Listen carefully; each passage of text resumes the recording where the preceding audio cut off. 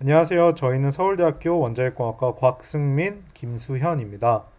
저희는 SMR을 2028년까지 이제 보급하기 위해서는 규제 개선이 필수적이라고 생각하는데요. 그래서 오늘은 이 SMR 보급을 늦추고 있는 규제에 관해서 이야기를 해보려고 합니다. 저희는 원자력 혁신은 규제 혁신에서 시작한다고 생각을 합니다. 그래서 지금 저희가 이 규제 혁신을 강조를 했는데 이게 어떤 맥락에서 나오는지 이제 앞으로 논의를 한 뒤에 이제 다시 돌아오도록 하겠습니다. 그래서 저희 이 원자력계 전체 공동의 목표는 결국 SMR을 에너지 시장의 게임 체인저로 만드는 것입니다.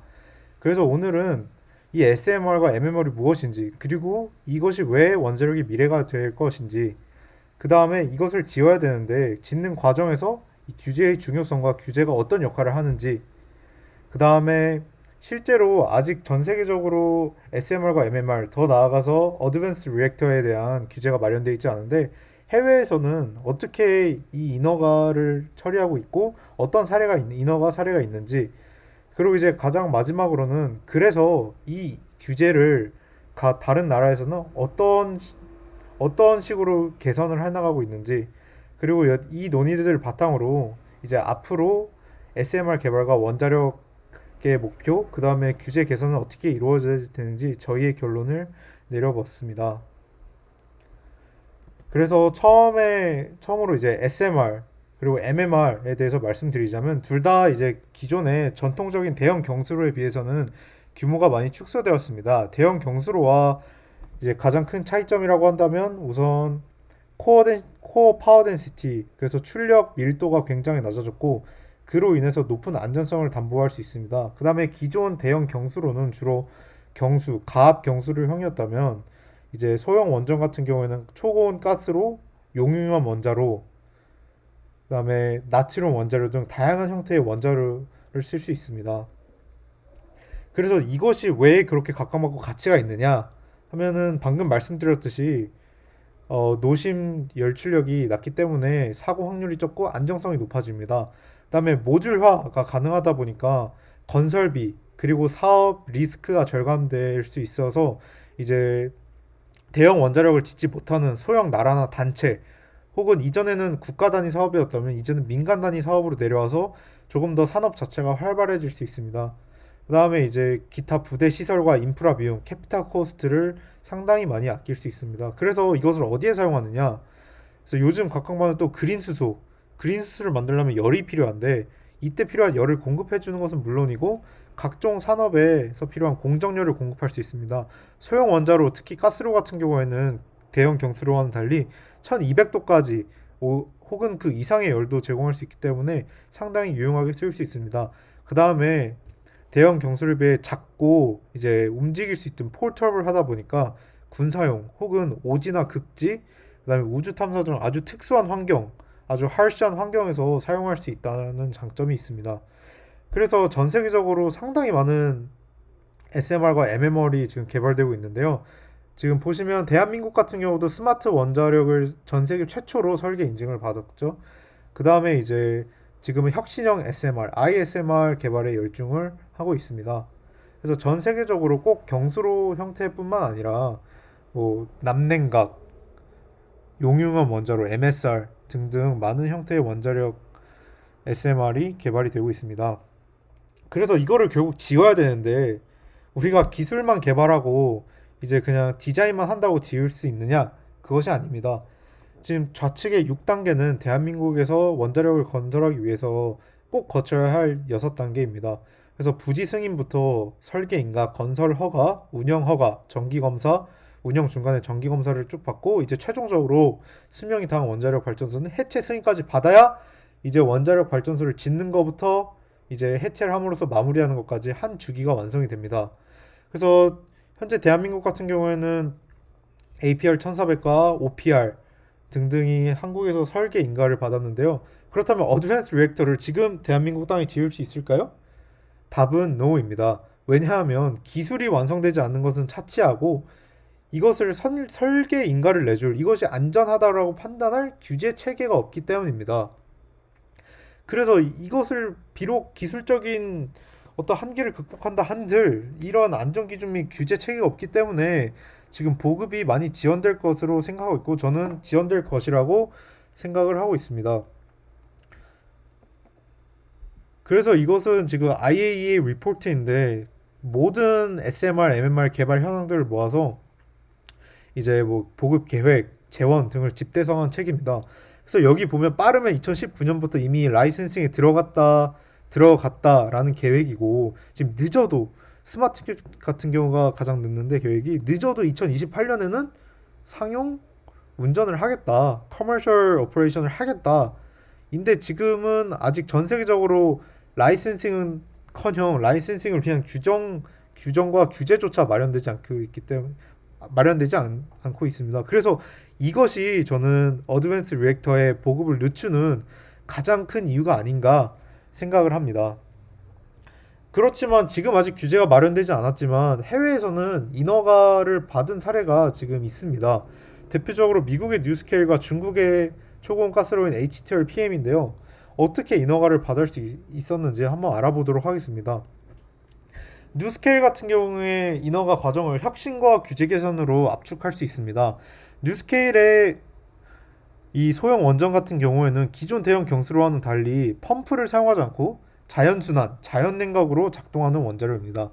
그러다 보니까 이제 녹화 상황 혹은 사고 시 대응 시나리오와 이제 작동 원리가 상당히 다른데요.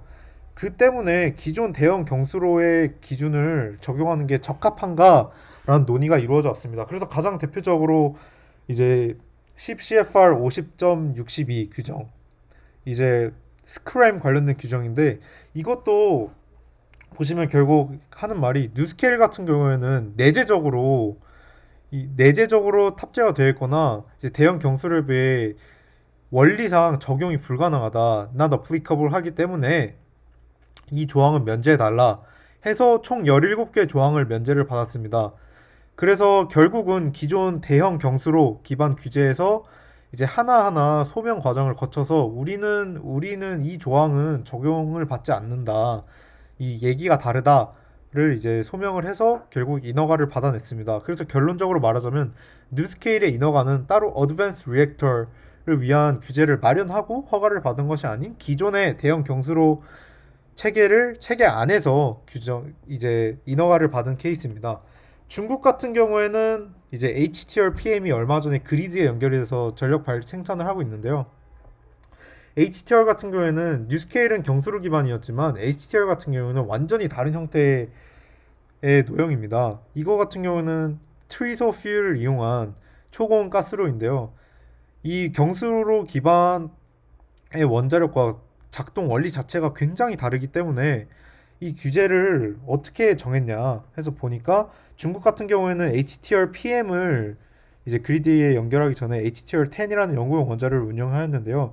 이것과 대형 경수로 규제를 연계를 해서 이제 General Safety Design Criteria 기준을 마련을 하고 이것을 통해서 이제 HTR 10 운영을 통한 경험적인 측면과 연관을 시켜서 결국 인허가를 하게 되었습니다. 그래서 정리를 해보자면 미국 경수로 기반 뉴스케일과 HTR PM 초고온 가스로인 HTR PM의 경우에는 이제 그때 디자인에 맞춰서 이제 기본은 대형 경수로 LWR에 초점을 맞춘 규제이지만 이 특별한 노형에 이 포커싱을 해서 그때 소명을 하고 새로운 규제를 만드는 과정으로 해서 인허가를 받았습니다. 그러나 이것을 아까 보셨듯이 굉장히 많은 디자인들이 있는데요. 이것을 다른 디자인에도 적용하려면 그때 적용하려면 하나하나 소명해서 무리가 있다. 그래서 저희는 범용적으로 적용 가능한 규제가 필요하다라고 주장을 합니다. 그래서 이것을 한 단어로 딱 말하면 Reactor General과 Reactor Specific이라고 할 수 있겠는데요. 이게 무슨 뜻이냐 하면은 지금 보이는 것은 다양한 SMR, 육상용, 해양용, 그리고 이제 좌측에 보이는 그래프는 이제 리액터 베셀의 크기에 따른 파워인데요. 이게 일정한 추세를 가지고 있는 게 아니라 각각 원자력마다 아주 재원이 상이합니다. 출력이 적게는 25메가와트 전기 출력부터 많게는 450까지. 그 다음에 이제 전기 출력이 크다고 무조건 리액터 베슬 크기가 큰 게 아니라 이제 제원과 원자력 노형의 특성, MSR과 LWR, MSR과 LFR 이런 식으로 어떤 노형에 따라 상이하다 보니까 이 기준을 그때그때 맞추면 이게 어드밴스 리액터를 보급하는데 시간이 지연될 수밖에 없습니다. 그래서 이렇게 리액터 스페시픽, 뉴스케일과 HTL과 같이 리액터 스페시픽한 규제가 아니라 좀 범용적으로 쓸 수 있는 리액터 제너럴한 규제 마련이 시급하다고 생각합니다. 그래서 미국 같은 경우는 실제로 네이마법과 네이카법을 트럼프 대통령이 사인을 했습니다. 이게 무슨 법이냐면 결국은 이제 어드밴스 리액터를 염두에 두고 만든 법인데요. 네이마법 같은 경우에는 결국 하고자 하는 얘기가 우리는 어드밴스 리액터를 빨리 도입하는 것이 중요하므로 빠르고 효율적인 그렇지만 안정성을 담보하는 규제를 만들어라. 그리고 아주 이례적으로 기간을 정해놨습니다. 2027년 마지막 날까지 이 규제 체계를 마련을 해라. 해서 이제 법안 자체에 이 규제를 만들라는 것을 촉구하는 내용이 담겨져 있습니다. 그 정도로 지금 어드밴스 리액터를 위한 규제 마련은 아주 시급한 사안입니다. 그래서 저희의 결론입니다. 그래서 여태까지는 대형 경수를 기반 체계에서 이제 어드밴스 리액터 모델들이 제시가 되었고 뉴스케일과 HTR PM은 인허가는 났지만 이 새로운 어떤 되게 리액터 제너럴한 어드밴스 리액터 규제를 적용받은 것이 아니라 기존 경수로 규제에서 각 디자인에 맞는 사항을 면제받거나 조정을 해서 일부 조정을 해서 인허가를 받았습니다.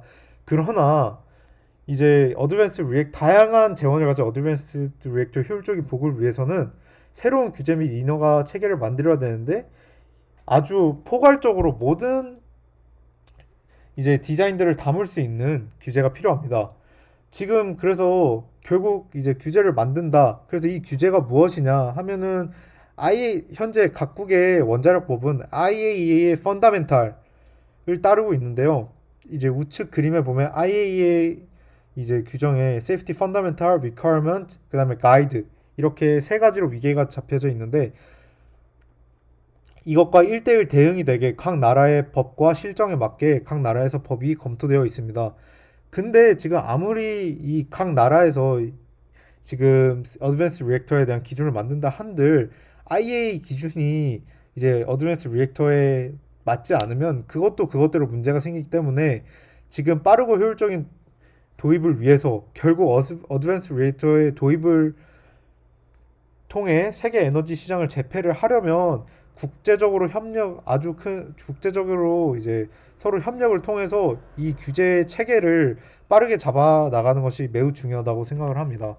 그래서 다시 처음 슬라이드로 돌아오겠습니다. 지금 어드밴스드 리액터 연구가 많이 되고 있고 지금 실시간으로 규제 장벽들을 많이 뛰어넘고 있습니다. 그래서 머지않아서 기술적인 한계들은 다 뛰어넘을 수 있을 것이라고 저는 생각을 합니다.